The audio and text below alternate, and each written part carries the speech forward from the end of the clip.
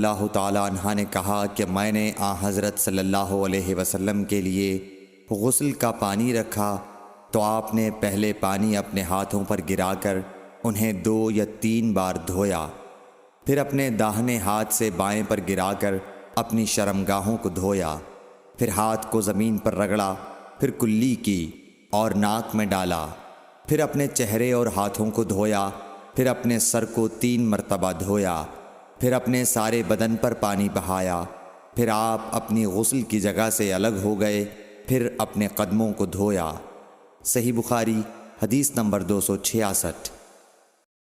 حضرت عائشہ رضی اللہ تعالی عنہا نے فرمایا، اللہ ابو عبد الرحمن پر رحم فرمائے، میں نے تو رسول اللہ صلی اللہ علیہ وسلم کو خوشبو لگائی، پھر آپ اپنی تمام ازواج مطہرات کے پاس تشریف لے گئے اور صبح کو احرام اس حالت میں باندھا کہ خوشبو سے بدن مہک رہا تھا۔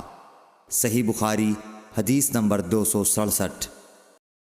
نبی کریم صلی اللہ علیہ وسلم دن اور رات کے ایک ہی وقت میں اپنی تمام ازواج مطہرات کے پاس گئے، اور یہ 11 تھیں، 9 منکوحہ اور 2 لونڈیاں۔ راوی نے کہا، میں نے انس سے پوچھا کہ حضور صلی اللہ علیہ وسلم اس کی طاقت رکھتے تھے؟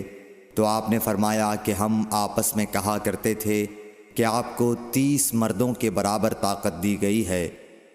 صحیح بخاری حدیث نمبر 268۔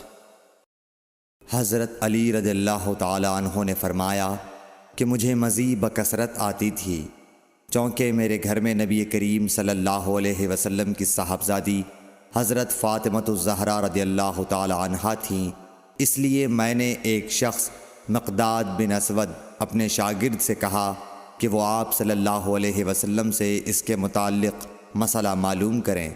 انہوں نے پوچھا تو آپ نے فرمایا کہ وضو کر اور شرمگاہ کو دھو، یہی کافی ہے۔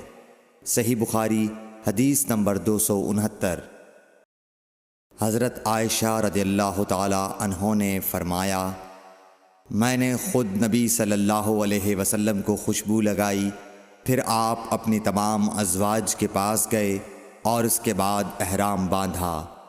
صحیح بخاری حدیث نمبر 270۔